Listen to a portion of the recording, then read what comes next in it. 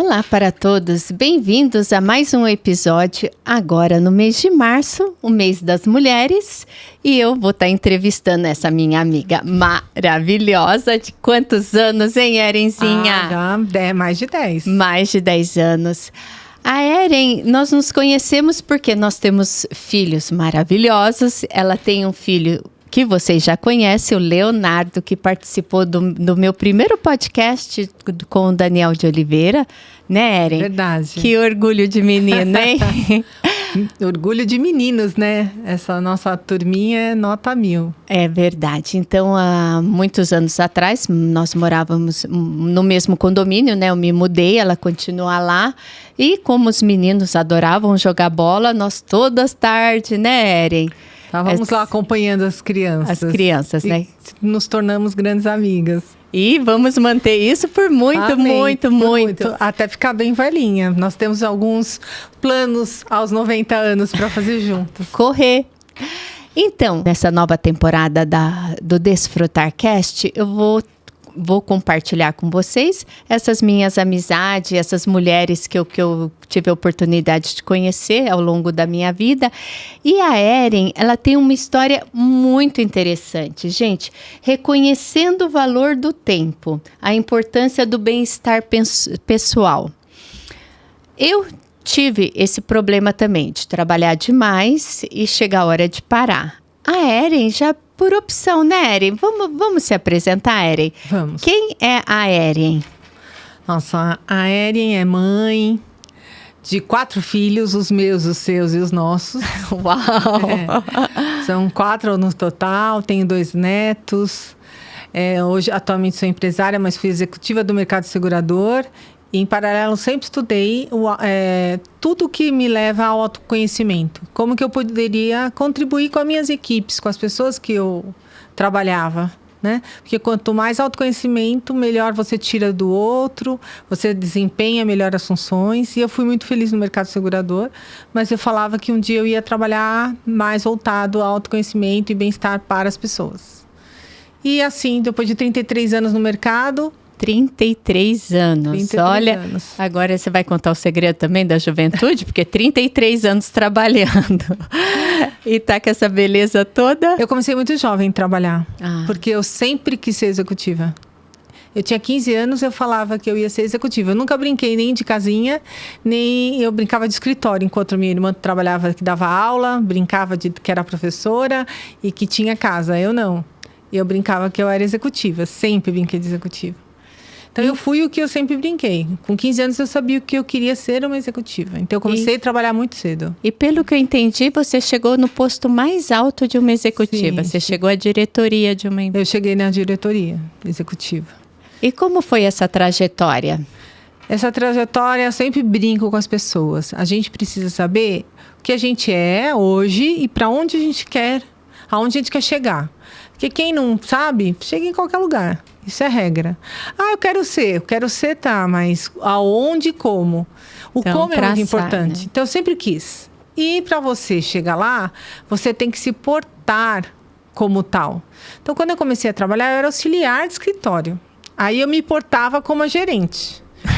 Eu chegava antes, eu ia embora mais tarde, eu queria saber que a minha gerente fazia tudo o que ela fazia, porque era uma mulher, a minha gerente na época.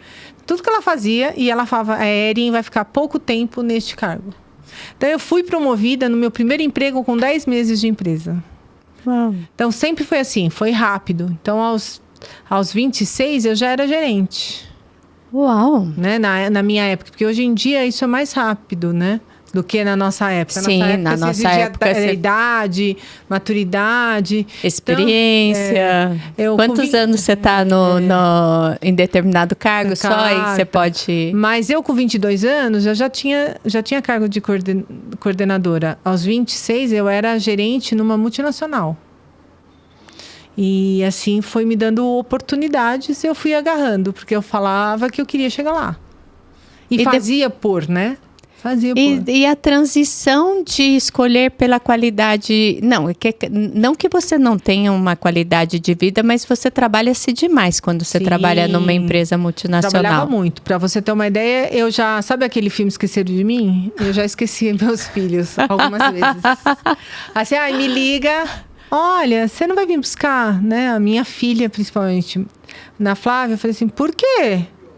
Ela tá aqui na escola ainda. E eu estava num evento. Aí eu falei assim, de chegar assim 9 horas da noite, ou senão ter que ligar para alguém buscá-la. Então eu já esqueci dos meus filhos. Eu defendo mãe que esquece os filhos. Nesse sentido, da vida atribulada, porque eu nunca fui ausente. Meus filhos mesmo, se você entrevistar qualquer um deles, eu não tenho nada de mãe ausente. E às vezes eu saía na segunda e chegava na sexta, então eu administrava por telefone.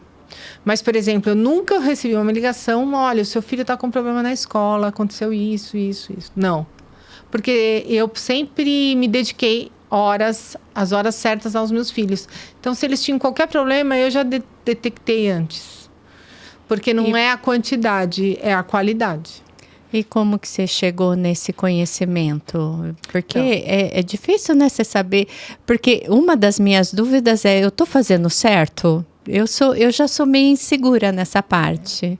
Eu, como boa pisciana, né? Eu sempre gostei de estudar, autoajuda, etc. Desde muito jovem. Então, meus filhos foram planejados. Nada caiu assim. Então, eu só tive porque eu quis, na hora que eu quis. Eu sou controladora. Eu já melhorei muito, mas eu sou controladora. Eu mando no meu tempo. Pra você ter uma ideia, quando eu fiquei grávida da minha primeira filha... ela era programada para nascer dia 6 de março. Programada, tá? E eu faço aniversário dia 13. Aí o pessoal vai nascer no seu aniversário. Eu falei, não vai não? Se ela nascer, eu ponho ela pra dentro, ela vai voltar. Porque no meu aniversário é só meu. Eu tenho algumas coisas, sou individualista. Não quero que ninguém faça aniversário no meu dia. Meu dia é meu, eu quero comemorar. Eu quero ter a oportunidade de viver o meu dia. Já precisa dividir com o filho? O filho já tira um monte de coisas que são suas, que você começa a compartilhar com ele. Aí vai tirar o seu dia de aniversário? Não. A pessoa fala, como isso? Eu falei, não, ela conhece a mamãe que tem. Ela não vai nascer no meu dia. Ela nasceu dia 25 de março. Acho que ficou com tanto medo que, tudo bem, faz aniversário. Festeja, depois eu... Então, eu sempre tive isso muito bem definido. E eu sempre estudei. Gente, que delícia, né? Que delícia você saber o que, assim, você determinar o que você quer, né? Eu já sou bem diferente. Eu até quero, mas eu fico naquela ansiedade. Será que sim? Será que não? Talvez, eu não tenho... E isso tem a ver com personalidade também, né, Márcia? E não tem o certo e errado. Hoje, com toda a experiência que eu tenho, eu acho que não tem o certo e errado. E só que, assim, você precisa planejar, você tem que saber, definir porque na jornada vai acontecer várias coisas para te tirar do caminho. Várias. Então, é onde a gente até, né, nos bate-papos que você teve, que a gente tem acompanhado, você pode ver, quem não for resiliente, não se manter, vai se perder no caminho. Tem que acreditar. É aquele negócio da fé também. Então, você define, você age e você vai fazendo. E no meio do caminho, várias coisas vão querer te tirar. E, ao mesmo tempo, eu falo que você tem que olhar para dentro.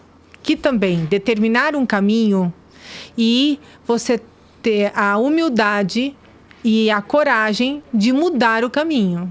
Porque as duas vertentes, tudo que é rígido, é muito duro. Não, essa é a minha meta, eu vou chegar lá. Só que no meio do caminho pode surgir outras oportunidades e que você pode reinventar. Mas você pode reinventar uma, duas. Você não pode viver reinventando, senão você não chega nunca a lugar nenhum. Porque eu falo, quem tudo quer, nada tem. Então, você precisa. E eu sempre fui de olhar. Eu sempre fui responsável. Eu falo que meu espírito é velho. Eu sou muito responsável. Então, é isso que me ajudou a chegar onde eu estou hoje. Porque eu fui responsável e eu sempre estudei. Eu falo que a alma é estudar. É você conhecer. Você não pode sair fazendo sem conhecer. É lógico que a gente nunca está 100% preparado. Mas a gente precisa se preparar. E se você quer uma coisa, você tem que ser melhor naquilo. E eu tô começando isso agora, né? Que eu nunca estudei, tô começando a estudar agora, me preparar. Eu só tenho audácia. Eu sou audaciosa. Você é persistente. O seu caminhar, o seu histórico profissional É belíssimo o que você fez. Porque é isso, você foi resiliente, Márcia. Você é por repetição, né? Que é igual agora, você quer fazer... É ultramaratonismo que você quer? Não, é o triatlo completo, né? É o full. Tá. Então, olha só. Então, o que você fez? Tá acordando você tá nadando, acordando cedo, cuidando da alimentação. Pode ser que até lá na frente você fala assim, não, vou fazer o básico, vou ser o shot, né? Que tem. Mas não interessa, você tá fazendo. E aquilo é um prazer, só que você teve a iniciativa. Agora tem um monte de gente que fala, eu quero fazer. E não acorda cedo. Você tem que dedicar horas e horas. E na sua jornada empresarial, né, eu que conheço a sua jornada, você acordou muitas vezes cedo, você perdeu muitas vezes final de semana. E depois de tudo isso que você conquistou, porque são duas vertentes, você foi estudar. Só que no paralelo, você também estudou. Você pode não ter ido lá fazer a universidade, mas você estudou N caminhos, porque eu sei. Então, entende de finanças, por exemplo. Apesar de eu ter estudado muito, eu sou péssima na área financeira. Eu adoro fazer uma conta. Eu lembro que você fazia o batimento no final do dia. Então, isso é extraordinário. Entendeu? E quer dizer, cada um vê uma necessidade em alguma coisa. Eu tenho que ter a necessidade de saber o quanto eu tenho, quanto que eu vou gastar, é uma Exatamente. Necessidade. Eu faço isso, mas, por exemplo, a planilha que eu tenho hoje foi uma pessoa que fez para mim, não fui eu que fui lá fazer. Então, assim, tudo você vai pedindo apoio. Não dá para ser tudo 100%. Sou 100% em algumas coisas. Então, isso para mim sempre foi muito importante. Eu sempre falei que é importante saber o que a gente quer. As pessoas não chegam a lugar nenhum porque não sabem. Acho que... Definir, né? A gente definir. O que eu tô fazendo agora é definir o dia, como que eu vou programar o dia e o ano. Porque se você não vê aonde você quer chegar, como você falou, né? Para onde você vai? Eu acho que 98% das pessoas no mundo tem dificuldade de saber o que quer. A gente pensa que não, mas muita gente, acho que a maioria das pessoas tem, porque já tem uma coisa assim meio pré-estabelecida. Você nasce, é criança, brinca, estuda, come, casa, agora que está mudando. Então as pessoas tinham um negócio meio ritmo, muito um conforto e uma repetição padrão. Né? A gente vem de muito desenvolvimento. A gente ainda tem países que mulher não sai de casa. Então, você imagina, né? A gente ainda tem coisas... Então, quantos padrões a gente não carrega? É verdade. Então, e hoje em dia, uma parte da sociedade sabe. Se não, é por pura influência. Eu quero ser jogador de futebol, eu quero ser youtuber, eu quero ser mídia, né? Influência, etc. Mas por conta de copiar. Copia da novela, não copia de dentro. Não é uma coisa que sai de dentro. Ainda é a minoria da população que faz isso.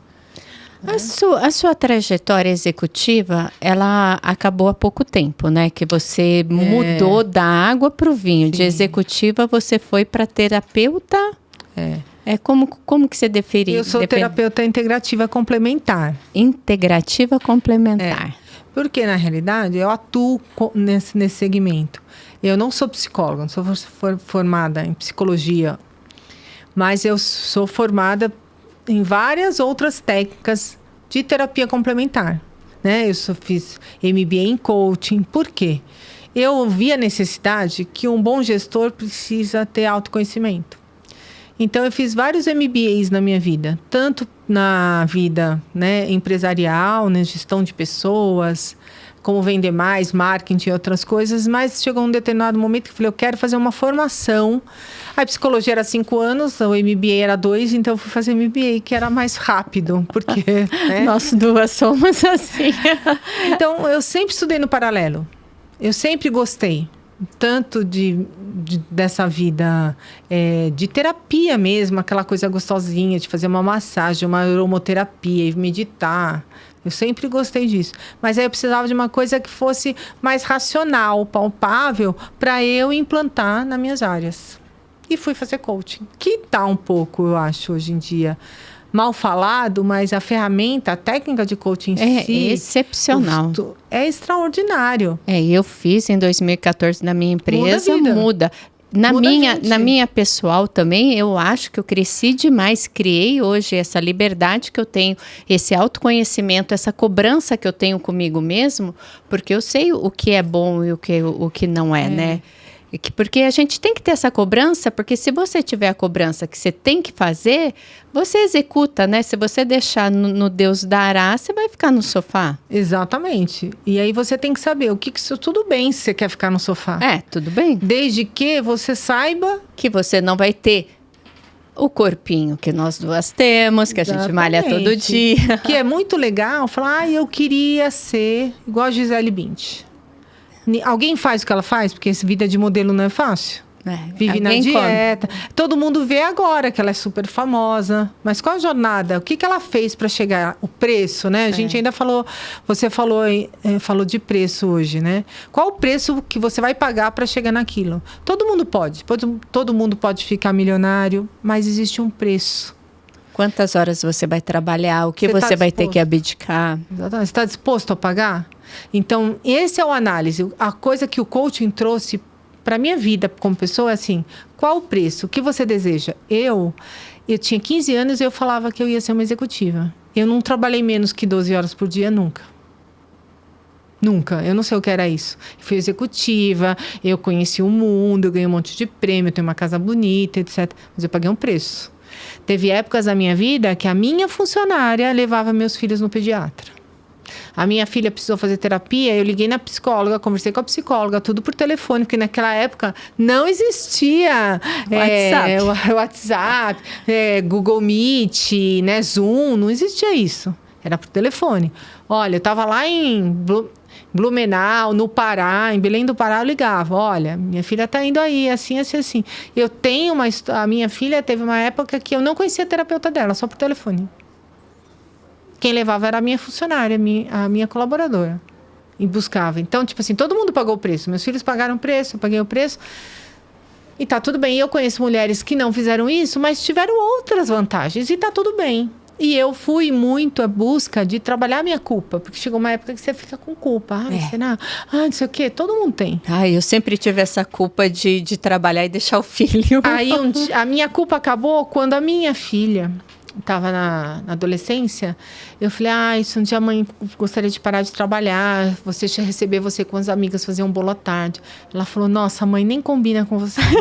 Você em casa vai ser insuportável. Eu amo tanto, eu tenho tanto orgulho da mãe que você é. Continua assim. Tá ótimo, a gente cresceu muito bem, você sempre olhou pra gente, tá ótimo. Não precisa se preocupar que nós não somos carentes. O dia que ela falou isso, passou. Porque a carência, eu acho que é mais da mãe do que do filho, né? Porque a gente é que se sente culpado de estar longe, que nem eu vivo preocupada com meu filho em estar fazendo o melhor para ele. E, de repente, ele fala, não, mãe, pode ir, não precisa se preocupar comigo, não. Mas, em compensação, fui uma mãe que, a hora que eu derrubava a caneta no final de semana, esquece. Eu ia estar com eles. Inclusive, eu sou um pouco assim. Eu falo que filho é investimento.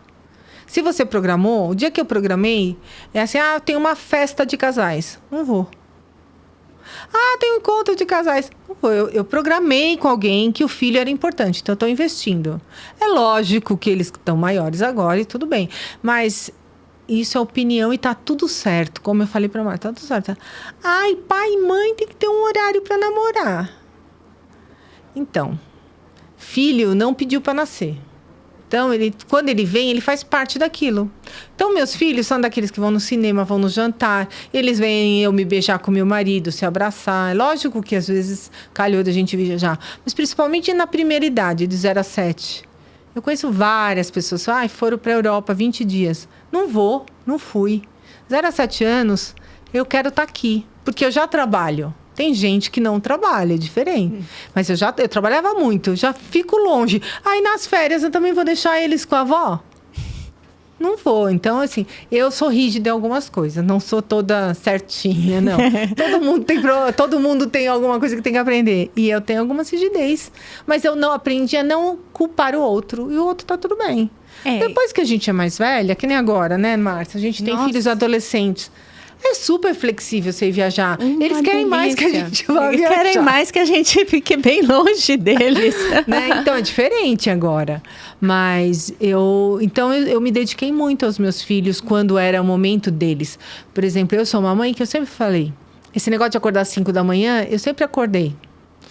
Hoje eu não precisava, mas eu continuo acordando. Eu treino às 5, porque às 6h30, 15 para 7, eu estou sentando na mesa junto com os meus filhos para tomar café da manhã.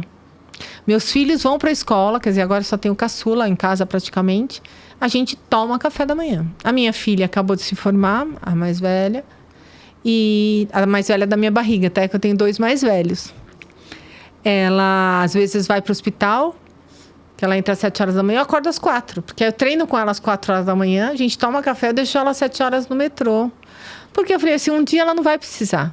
E tá perto, né? Mas aí, outras coisas, eu também invisto, que é isso que a Márcia, que a gente se tornou tão amigas. A gente tem grupo de mulheres, a gente se encontra, a gente tem café da manhã.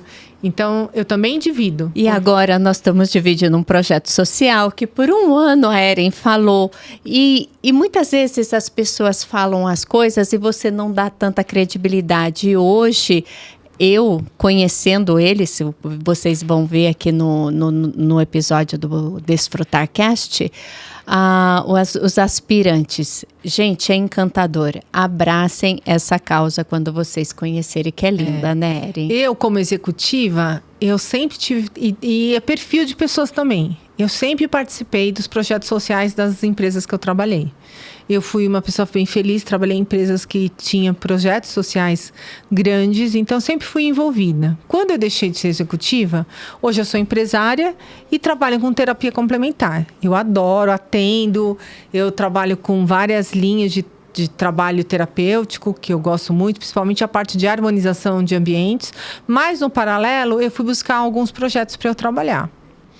E um deles foi esse que me apresentaram e a partir daí eu me tornei assim, apoiadora, que é o Projeto Aspirantes, que é um projeto de esportes, né, com o foco de vencer, de estar lá entre os top 10, mas que é para viabilizar, tirar garotos, meninos e meninas de situações vulneráveis. E é lindo o trabalho deles. E é um trabalho sério, por isso que aí eu vim compartilhando com os meus amigos, porque eu também sou desconfiada, sou que nem a Márcia, a gente sabe que e não é isso, é do ser humano, tem gente que deturpa o trabalho social, né? Tira vantagem, cria e desvia dinheiro, para de trabalhar para viver do trabalho social.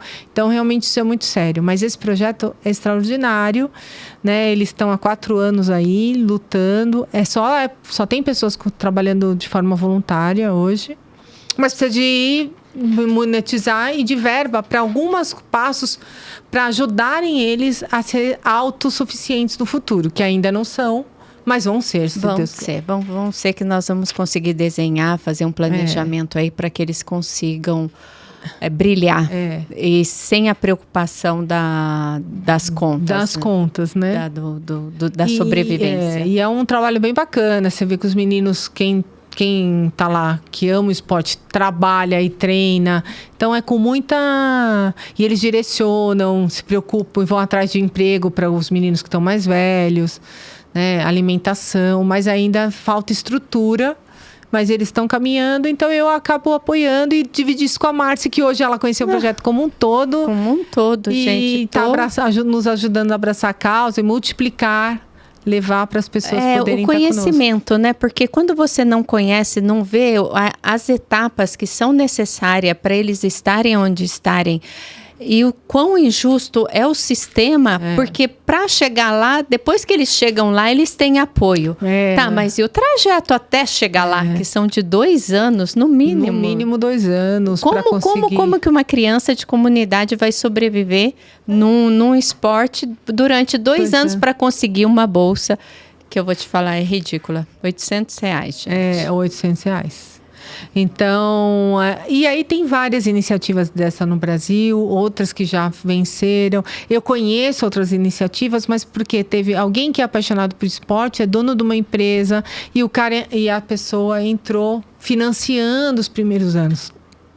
Inclusive, uma das empresas que eu conheço e que já nos ajudou bastante, eles têm uma ONG numa outra linha, mas ele entrou financiando. Montou o projeto, financiou por 4, 5 anos, hoje ela é autossustentável. Okay. Mas precisa antes de chegar lá, precisa alguém investir. Investir e até orientar, porque são pessoas de boa vontade, mas eles não sabem como monetizar. Então, eu olhando assim, a associação como uma empresa, dá para monetizar muito. Então, vocês empresários, vocês conseguem ganhar grande visibilidade, notoriedade, né? Porque vocês vão estar fazendo uma coisa social. E pro coração também, né? É gostoso quando você faz alguma coisa em prol do próximo, né? Sim. Então, nós vamos juntas vencer, né, Erin? Vamos lá. Agora, vamos falar da sua área essa terapia é nova para mim, tá? Integrativa. Integrativa. Terapia integrativa. Por que ela é integrativa? Integrativa tem a ver com a integração, né? Integração não só do indivíduo, mas com as outras terapeutas. Qualquer linha de trabalho. Então, às vezes, eu recebo um paciente que ele veio de uma psiquiatra ou de um cardiologista. Porque o que eu faço é complementar. Eu não tiro o tratamento psicológico da pessoa. A pessoa continua fazendo o tratamento psicológico e eu vou complementar. Porque eu trabalho mais com a energia, ensinar a respirar. E eu trabalho muito com repetição de padrão. E o coach me dá a ferramenta, porque a pergunta empodera. Então, por que você está nessa situação? O que você pode fazer hoje, só hoje, uma pequena coisa que amanhã vai fazer o seu dia diferente e que você hoje não está fazendo, né? Porque são pequenas as coisas. Então, esse é o propósito da minha terapia. É um micro resultado, né? Os micros resultados vão se acumulando e se tornam... Que nem eu fiz terapia quando eu separei, né? Você me conheceu, precisei de muito. Porque quando você não faz nada, você se abandona, você só trabalha. Eu, por exemplo, eu trabalhei, me abandonei e fiquei numa situação muito difícil na separação, porque foram muitas, muitas decisões difíceis. Você se separar não é fácil. Não, demora muito. Você ter um filho nessa separação torna isso ainda mais difícil, né? Como que você vai tirar o pai ou a mãe da casa, né? Você vai dar essa nova realidade para o seu filho. Foi uma das decisões mais difíceis.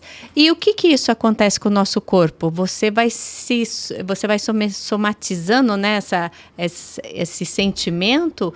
E eu fui tendo psoríase, eu não sei se você se lembra, né? Lembro. Eu não conseguia falar, porque eu chorava, né? A minha vida. E precisou de muita terapia, né, Erin? E hoje eu posso dizer que, graças a Deus, passou. Sim. Então... são os micros, né? Você me orientou para aquela constelação familiar. Sim. Que daí eu consegui entender que o meu pai e minha mãe não eram culpados. Sim. Assim, eu acho que foi fantástico. Porque muitas vezes você fala assim, né? Você carrega umas tristezas de pai e mãe. Querendo ou não, carrega. E quando você vê a situação que eles estavam... E falar assim, eles fizeram o melhor que eles podiam fazer, né? Exatamente. E isso é uma coisa que demora. E às vezes a psicologia tradicional, que é extremamente importante, um dos meus filhos é psicólogo, então eu sou super a favor da terapia, porque terapia muda, porque toda criança interior tem um trauma. Todo ser humano tem a criança interior que tem um trauma de alguma coisa. Porque nós, como os pais, às vezes a gente usa uma expressão, fala alguma coisa que aquele ser que é único recebe como uma dor. Ou acontece algo, por exemplo, eu com todo esse meu estudo, com toda essa minha autoajuda que eu sempre estudei, sempre gostei, o meu caçula, quando a minha sogra faleceu, eu estava trabalhando tanto, gente. Eu trabalhei muito, já me culpei, já me curei disso. Eu cheguei, eu tinha uma reunião, acho que era em Belém do Pará. mulher competitiva, porque o mercado ainda é machista. O que eu fiz? Eu fui pro velório da minha sogra, mandei ele para a escola, ele era pequeno, ele tinha uns 3, 4 anos. Mandei ele para a escola, fui no velório, 4 horas da tarde eu peguei um voo e fui pro Belém do Pará. Eu não fiquei pro enterro da minha sogra. Meu marido, um santo. Fui embora. Não vivi o luto de uma pessoa espetacular. Conclusão, quando eu cheguei de viagem depois de 3 dias, eu sentei para contar pro meu filho que a vovó tinha virado estrelinha. Mas isso desdobrou. Uns 3, 4 anos, ele ia na escola, ele chorava. Eu quero a minha avó. Aonde está a minha avó? Aí sim. E eu tive que a pediatra dele também é muito evoluída e ela trabalha com constelação. E ela fez uma constelação, porque ele precisava ter vivido luto. Ele precisava saber o que era uma morte, ter ido lá no velório. Esse negócio da gente não deixar... Proteger os filhos. Porque eu não queria, ele era pequeno, ele ia chorar, aí ia ver a avó, não. Isso faz parte da vida, a perda, o nascimento. Então, ir no velório e acompanhar o cemitério, é melhor tratar o medo, porque criança fica às vezes com medo, que foi no cemitério. É melhor tratar o medo do que tratar o vácuo. Que aí ele não sabia lidar com aquela pessoa, desapareceu e ele não soube. E ela era muito espiritualizada, essa pediatra, e ela trouxe isso. Ela falou, Erin, ele precisa concretizar o luto. É por isso que ele está assim. Olha só. E talvez com outra criança nem acontecesse isso. Mas com ele aconteceu. Então, por isso que eu brinco com você. Sempre falo. Brinco não, é o que eu acredito. Não tem certo e errado.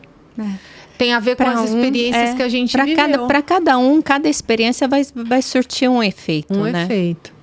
Então, e aí eu fui em busca. E as 2 principais terapias que eu trabalho hoje é exatamente isso. É um conjunto de técnicas, desde radiestesia, apometria e a aromoterapia, que eu fiz muito, que eu virei terapeuta por conta da Ana Flávia, né? Que ela era alérgica, Ela era extremamente alérgica, com 15 dias já internou, vivia na UTI, e ela era alérgica a tanto cremes, picadas e a medicamento.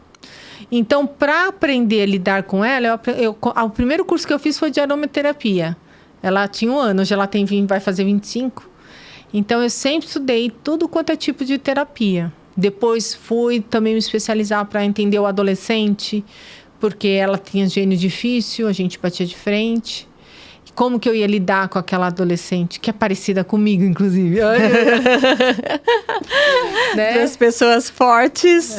Então, geralmente a gente fala do outro, você pode analisar lá no fundo. Tudo que você fala do outro, olha que você teve escondido. Hein? E o Léo, quando ele era criança, o Léo é exibido. E a gente morria de medo, porque o Léo, se desafiasse ele poderia fazer. E daí, em conversas de mãe, eu já falo assim que o João não. O João já é mais contido. Ele não vai fazer esse. Agora o Léo não, para mostrar para os outros, né? Nossa, mas aliás, até hoje um pouco ele já melhorou. Eu, como sou terapeutizada, ele fez muito terapia, que eu falei que era importante, que é a personalidade dele. Então, se ele é desafiado, é que ele vai lá e faz. Então, assim, eu fui chamada na escola, tá? É onde tem uma bagunça, você pode ter certeza que o seu Leonardo tá lá. Que é uma figura que vai estar aqui brevemente num podcast com o treinador dele, né? Tanto é que eu coloquei ele no esporte, porque o esporte traz isso, disciplina, responsabilidade e resiliência. E acertou, né? Ele é apaixonado pelo esporte. Então, aí coloquei ele muito novo. Ele ia fazer 10 anos e até hoje é super dedicado. Assim, perde a prova, mas não perde o treino. Ai, que sonho de moleque. Então, é muito por conta disso. E a terapia trouxe isso. É igual a cabala da casa, né? Ela para reorganizar o ambiente, né? Funciona como um circuito. E o ser humano também é assim. Por isso que eu trabalho com essa integralidade com vocês. Quando a gente mexe com vocês, é para integralizar o externo com o interno, porque funciona como um circuito. E às vezes a gente precisa cuidar da casa. A casa está faltando algo. Então a gente cuida da casa, a gente reorganiza o indivíduo. É, que várias vezes você já fez na minha, né? Agora eu me mudei, tá na hora de você fazer na próxima, Exatamente, porque é um circuito elétrico. Funciona como um interruptor. Quando a gente faz a cabala da casa, a casa fica organizada de acordo com a árvore da vida. Aí fica todas as áreas ajustadas. E quem ajusta no fundo é você. Então, você vai olhar para aquelas letrinhas em hebraico que emanam energia e ela vai reorganizar o ambiente, a energia. É lógico que tem vários fatores externos, mas o que depende do fator interno, que é igual quando a gente conversa, né? Veio várias pessoas que você entrevistou, que eu acredito e você também. A gente tem fé. A fé é cultivar. A fé, não, tem gente... Eu acho que tem pessoas que nasceram com ela. Mas tem gente que precisa cultivar. Você tem que criar essa egrégora. Você tem que falar sobre Deus, né? Você tem que orar. Orar e vigiar é real. Então, é isso que a Cabala traz, que está ligado totalmente aos ensinamentos da Bíblia também. Através das letras em hebraico, né? Mas ela vem forte e ela organiza mesmo. Você sabe viver essa experiência da gente ter feito. Hoje eu tô super bem, porque eu acredito que toda essa harmonização, né? Que foi a psicologia tradicional, né? As alternativas, as integrativas. E hoje... E quando tem alguma coisinha, a gente recorre. Recorre, Eren, ó, tá acontecendo isso. E aí, o que eu faço? É igual Deus. Deus é todo dia. E é uma maravilha. Se você entregou a sua vida a Ele, Ele está fazendo maravilhas todo dia. Você acessa Ele, mas tem dias que está meio ruim. Então, você intensifica mais. Deus, cuida da minha vida. Né? Para uma horinha para orar. Entrega, direciona. O que eu faço nessa situação difícil? Entendeu? E aí você tem outras ferramentas que vêm do divino. Não é porque está aí à disposição. Nenhuma folha cai numa árvore, que é aquele velho ditado, né? Sem a força de Deus. E a sua transição do mercado corporativo para o integrativo? É aquele negócio de escrever. Eu sempre escrevi. Eu escrevi, gente. Eu sempre conto essa história, porque... todo começo de ano, eu tenho um planejamento macro, mas eu tenho um planejamento do que eu vou fazer no ano. E eu escrevi no caderninho, assim, ó, agradecendo. Eu sempre ensino as pessoas. Gratidão é tudo. Então, seja grata mesmo pelo que você não tem. E eu coloquei assim, obrigado, obrigado, obrigado.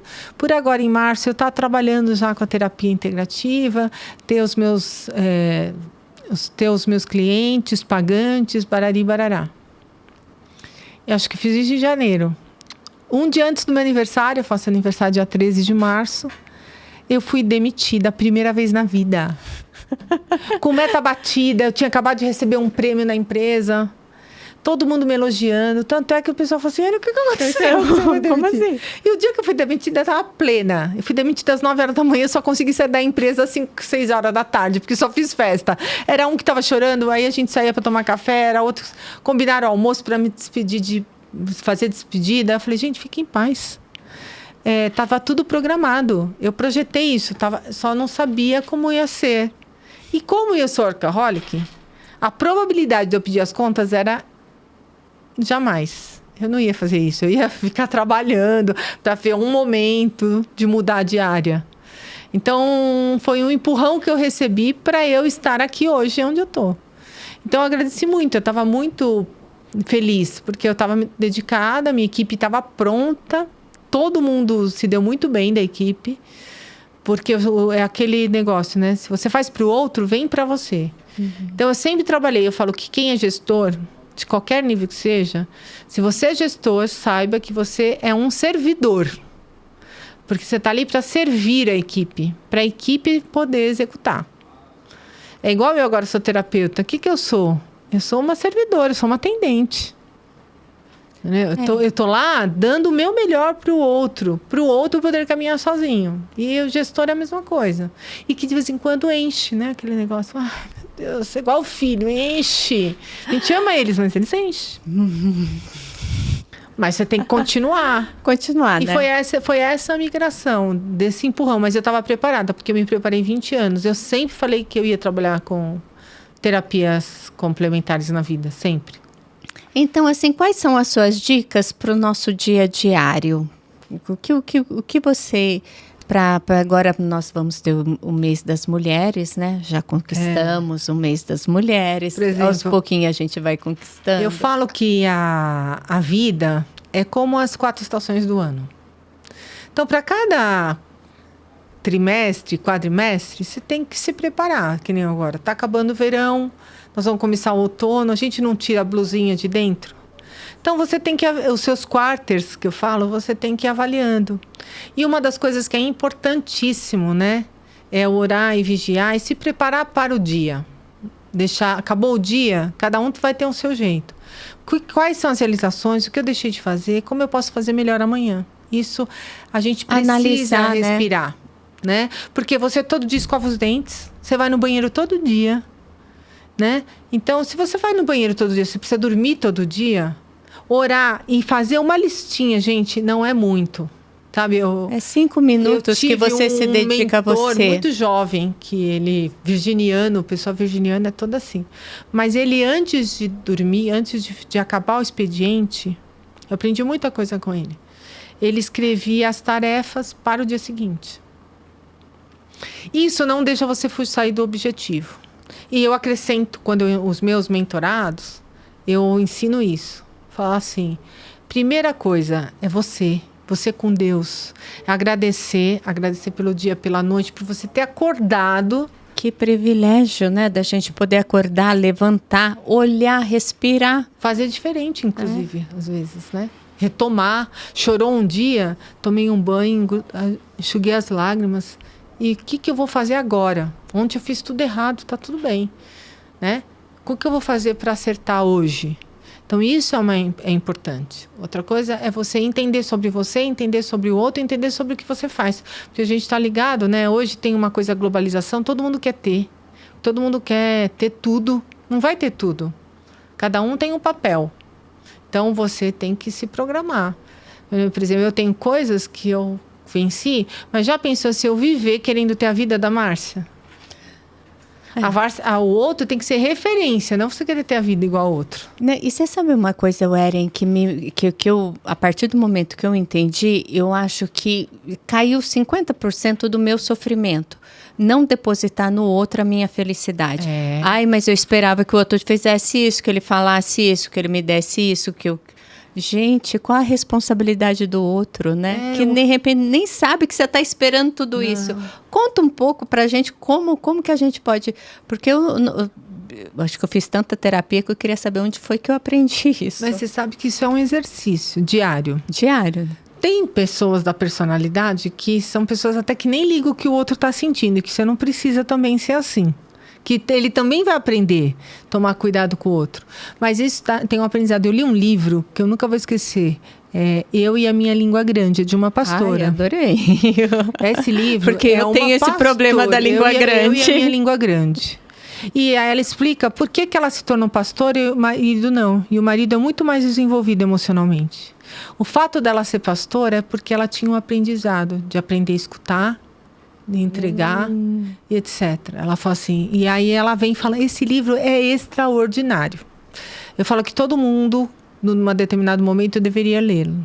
Que não tem a conexão com a religião, mas tem a conexão com a experiência, né? Dela ter um ministério, dela ter que ter a paciência de ouvir o outro, de estudar para entregar para o outro. Nossa, isso é um desafio. E o aprendizado não é do outro. Quando você precisa, porque ela como uma pastora, ela tem que saber ouvir. Sim. Ela tem que saber aconselhar. E tem gente que não é pastora. Sabe por que você não é pastora? Você tem merecimento. Você acha que quem é pastora, quem é líder de uma comunidade, precisa estudar muito. Essa pessoa tem um passado que te condena.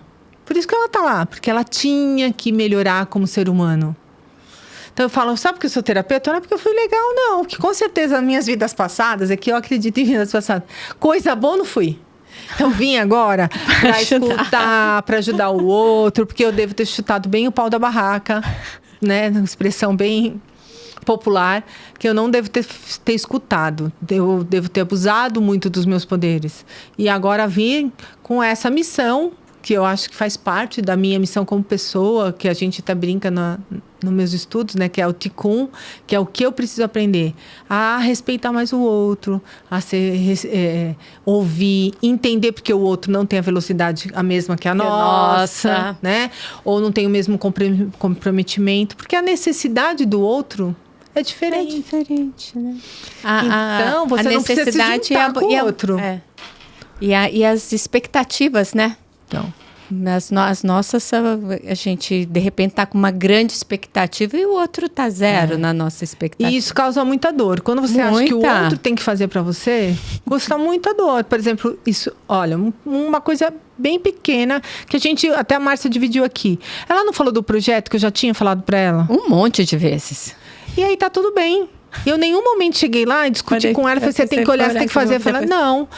Tudo tem um momento certo, não era o momento certo, nem era o momento do projeto. O projeto tinha que amadurecer, todo o percurso, nada por acaso. Eles também tinham que dar, porque a hora que eles receberem, vai ser tão gratificante, vai ser tão maduro. E, às vezes, Deus está testando se realmente é aquilo.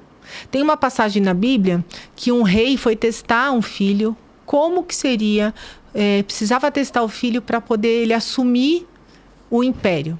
O que esse pai fez? Ele contratou várias prostitutas para assediar o filho dele. Porque ele falou, se ele resistir, ele está pronto para assumir o meu lugar. Porque a partir do momento que você tem um cargo de comando, você está aqui em cima, você é uma pessoa popular, você é uma pessoa que tem muito dinheiro, você vai ser assediado de N formas. Como vai ser? E se você é o rei de uma nação, você é um patriarca, responsabilidade você tem que dar exemplo. Então, ele contratou as prostitutas. E esse filho não cedeu. Mas ele sofreu, você concorda? Moço jovem, rico, com mulheres bonitas, seduzindo o cara, nada. Depois, quando ele chamou o filho dele, ele falou, agora você está pronto para ser coroado. Porque ele tinha se conectado com a energia de Deus, que Deus tinha dito para ele fazer isso. Por isso que ele testou. Então, às vezes, as penas que a gente sofre... Tem um propósito. Tem um propósito. Então, por exemplo, e hoje eu entendo isso. A minha maturidade me trouxe isso e os meus estudos. E você também aprendeu várias coisas com as dores. E, gente, eu fico pensando que eu sou o que sou pelo que eu passei. Porque se eu não sei, assim, eu não poderia ser diferente se eu tivesse tido um passado diferente.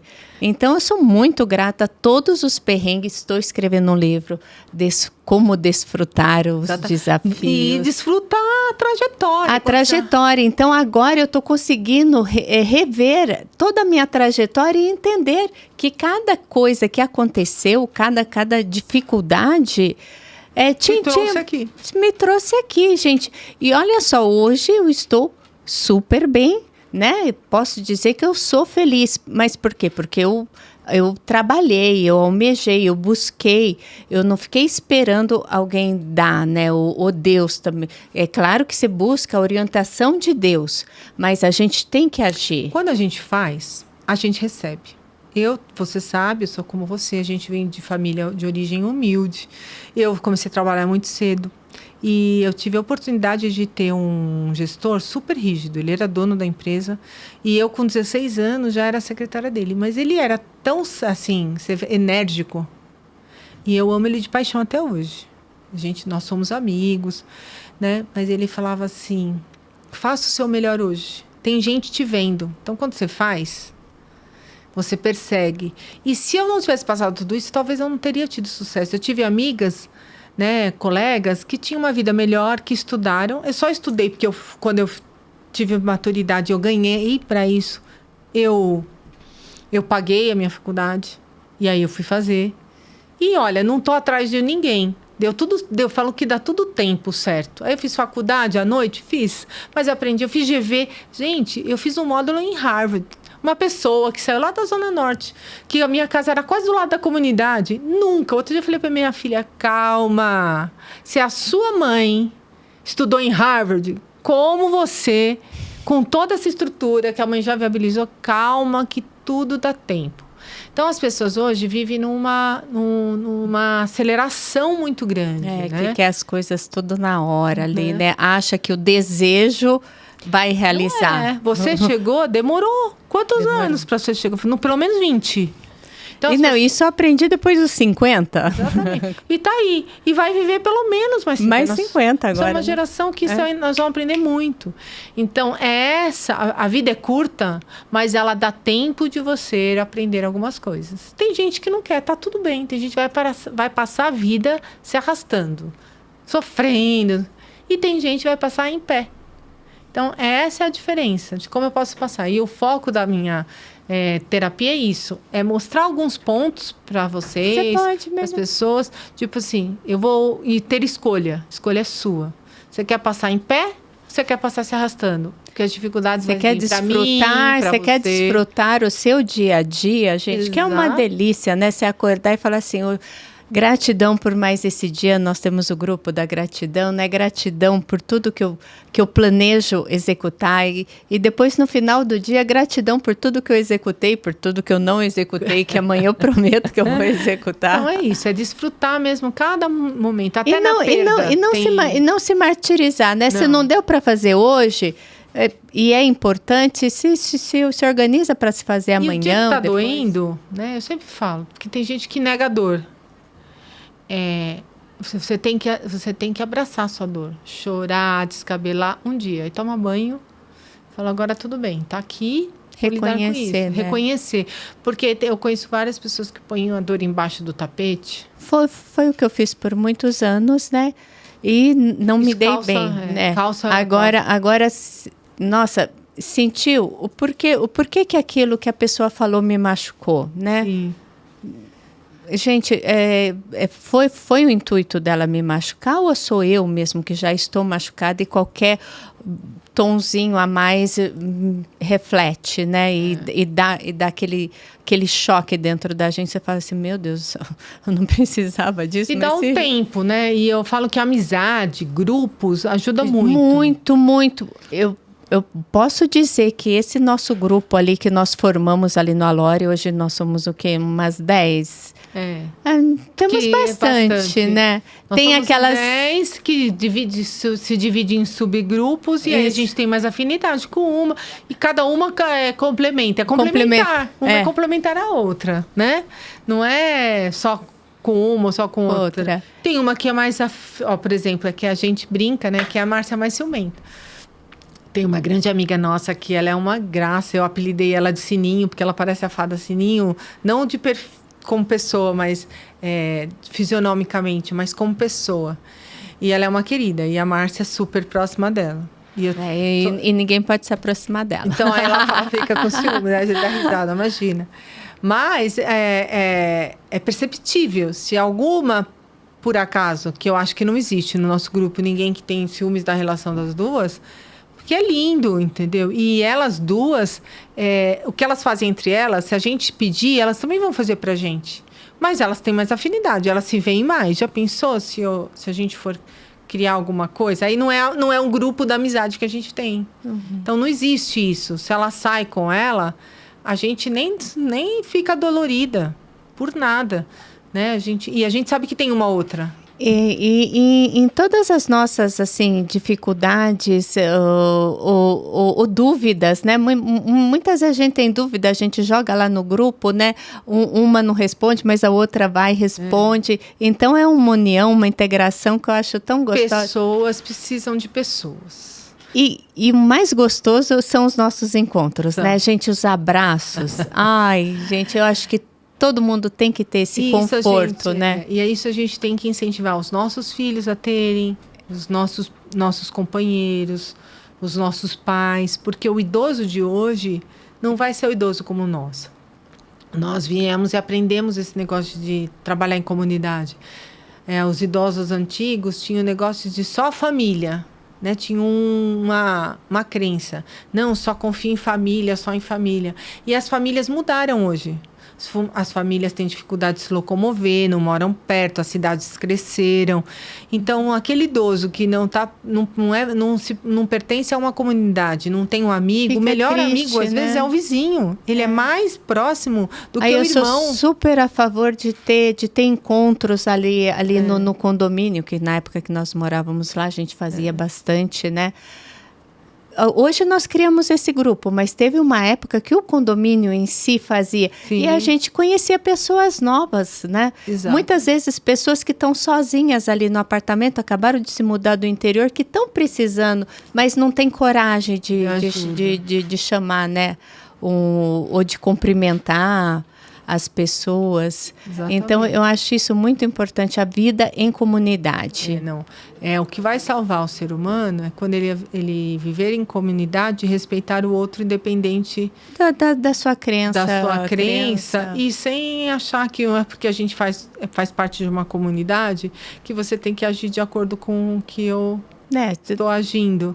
Né? É lógico que a gente se aproxima por afinidades, por objetivos de vida, por crenças, coisas que você acredita, né? Então é isso mesmo, vai ser a pessoa. Mas chega uma hora que eu não posso falar que você tem que andar comigo desse jeito, vestir a camiseta branca. Mas eu não posso. Eu posso te dar uma camiseta branca e falar, nossa, como você fica bem de camiseta branca, usa mais. Ok, mas se você não usar, eu não vou. É verdade. Então, essa imposição que é o respeito do outro. Inclusive, isso também está na Bíblia. Respeitar o outro como respeita-se a si mesmo. E o respeitar é deixar assim, posso não andar com você, mas tudo bem que você fez outra escolha. Eu posso não concordar com essa escolha, mas está tudo bem. Pode ser que quando você está fazendo aquilo, eu não vou estar junto com você. Mas está tudo bem, não vou te pichar, não vou falar mal de você, nem nada, porque eu não concordo com o que você está fazendo, a não ser que esteja matando, roubando alguém, né? Daí a gente vai dar os conselhos. Né? E vai se afastar, porque está tudo bem, o problema é seu. Mas é nesse sentido. A responsabilidade é sua. É muito grande. Então, eu acho que tem muito a ver com isso. E eu sei que eu te acompanhei, você veio amadurecendo muito isso. Muito, Uns amadurecem antes, outros amadurecem depois. A gente espera, inicialmente, é inerente ao ser humano. A gente cria expectativa. A Bia até fez um comentário num dos podcasts que ela participou com você. É assim, tenta não ir com expectativa, que você vai ser surpreendido. A expectativa traz frustrações. Uma coisa que eu estou aprendendo ainda, né? Que eu crio muito, né? Sou muito sonhadora, então para mim tudo vira um lindo sonho que eu acho que vai dar tudo certo. E a realidade, muitas vezes, não é como os nossos... Mas faz parte do aprendizado. Mas olha o que você já tem, que é lindo. Você já tem essa consciência. Eu acho que todo mundo vai agir como eu ajo. E não age em determinado momento. E não tá tudo bem por causa da experiência do outro. Então, eu recebo um não. Hoje mesmo o Jefferson, né, deu uma experiência e falou assim, você vai receber um não, 2, 3, 4, e isso é em qualquer pilar da vida. Né? Por exemplo, eu que estou aí já há mais tempo que você apoiando os aspirantes. Eu fiz uma abordagem para algumas empresas. Eu estruturei um e-mail de abordagem, entrei no LinkedIn. Eu já recebi 10 não. E tá tudo bem. Já recebi um que quer nos ouvir, que quer fazer um bate-papo. Então, tá tudo, mas assim, cada 10, cada 100 e outra. Nessa busca de apoiar eles, eu já melhorei muito o meu, como que é? Speech de abordagem, né? Que a gente fala, speech de venda. Diferente. Então, hoje eu sou muito melhor do que mas a gente tem que ver que mesmo com não, nós estamos levando que essa pessoa já conhece os aspirantes. De repente, hoje foi um não, mas amanhã, quando eles verem o que eu vi, eles podem dizer sim, porque não é a primeira vez, já é a segunda vez, pode ser a terceira, a quarta. Muitas vezes, na quinta, sexta vez, a gente consiga o sim, né? Tudo é assim. A gente só não pode aceitar. Nós duas que viemos na área de venda, quantos nãos você fala aqui, eu sonho, não sei o que, às vezes fico frustrado. Mas você veio da área de vendas. Quantos não você teve? Quantas feiras você fez e que foi ruim? E que não depende só do seu produto ou do cliente. Muitas vezes como se diz, é o clima que não ajuda, né? Então, a gente tem que estar... Qual é o diferencial que eu já vi, né, da Márcia? Ela entrava feliz no dia seguinte. Nossa, ela ia lá, a feira podia ser na Paulista, ou podia ter um super lançamento numa das lojas dela. A energia era a mesma, né? A meta de hoje. Exatamente. Né? Então, se frustrou, vai digerir aquilo e vai começar de novo. Porque não a desesperança, a frustração não vai trazer resultado, né? Então, a gente tem que pensar, o que a gente busca? Resultado. Então, engole o choro e volta. É lógico, quando a gente traz para o mercado, para dar um exemplo mais factível, é mais fácil. Mas, quando a gente traz para o sentimental, com as relações com as pessoas. Mas se a gente tentar olhar para fora e olhar aquela situação, a situação está aqui, tentar sair do próprio corpo, como se eu estivesse olhando por cima, você vê aquela situação, você fala, nossa, eu estou sofrendo, mas não precisava estar sofrendo com isso. É um negócio tão simples, no fundo. Então, isso é um exercício também. É a mesma coisa que quando você olha mercado, como você vai atuar no mercado. É aprender, né? O aprendizado, ele não vem no começo, ele vem da repetição, né? É que a gente é imediatista. Eu, por exemplo, para os meus filhos, eu sempre dou exemplo de atleta. Do pagar preço. Você quer ser o número 1 do mundo? O que você fez? O que você fez? Se você não treinar, o cara que é número 1 do mundo, o cara não passeia, a pessoa não passeia, a pessoa só treina. É escolha. Você quer ser mais ou menos? Está tudo bem ser mais ou menos. Eu já tive vários momentos da minha vida que eu quis ser mais ou menos. Só que eu não fiquei com inveja do outro que é o número 1. Porque não dá para ser o número 1 se você não faz o que ele faz. Treino. E a vida é um treino. Né? É a mesma coisa. Eu sempre faço essa comparação. E para os jovens, para as crianças, trazer o exemplo de atletas é o que para eles mais eles conseguem digerir. Agora, eu quero ter o corpo, né? Ter o peso estável. Né, ter o corpo da Gisele Bündchen, eu vou ter que parar de comer brigadeiro. Que eu não parei, comi ontem, tá, gente? Eu fiz de mulher. Ela contou pra mim. Ela já estava precisando comer o brigadeiro, eu fiz.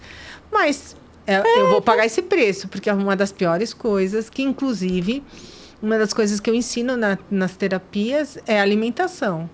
Que a gente, hoje a alimentação intoxica a gente. Intoxica, Então tem que fazer uma desintoxicação, começa de dentro para fora. Porque a vida mudou, tem muito enlatados, as comidas, por conta dessa praticidade, e ter que fazer em grandes volumes, todas têm um monte de conservantes, etc., que é diferente. O que hoje afeta o nosso emocional, há 30 anos não afetava. Né? Então, é por aí. A desintoxicação é 360 graus. Todo dia a gente está aprendendo, né, Eren? Todo dia. Então, assim, obrigada pela participação de todos. Curtam, compartilhem. O mês de março vai ser excepcional. Desfrutem, né? Desfrutem o acordar, desfrutem o deitar, desfrutem as coisas simples da vida, que é uma bênção nós termos essa possibilidade. Aproveitem o mês de março, né? Usem rosa, vivam rosa. A vida cor-de-rosa é muito melhor do que a vida em branco e preto. Eren, obrigada pela sua participação, pela oportunidade, gente. Pela honra de estar aqui com você. Ai, honra ter você como amiga, gente. E beijo no coração de todos e até a próxima com uma convidada especial. Vocês vão ver lá no Desfrutar Cast.